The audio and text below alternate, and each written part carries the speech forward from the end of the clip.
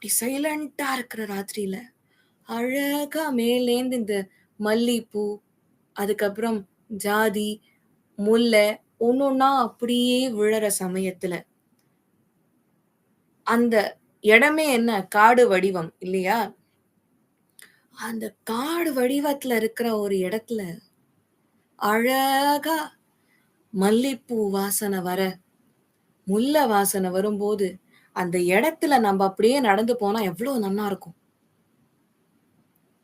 ஒரு நந்தவனத்துல நம்ம நடந்து போம்போது எவ்வளோ வாசனையான புஷ்பங்கள் பார்க்குறோம். அந்த மாதிரி ஒரு இரவுல கண்ணன்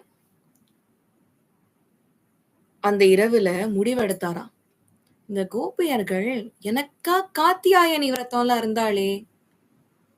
அவளுக்கு நம்ம தரிசனம் குடுப்போம். ஒரு நாள் என் கூட நான் வந்து ராசக்கிரீடை பண்றதுக்கு உங்கள கூட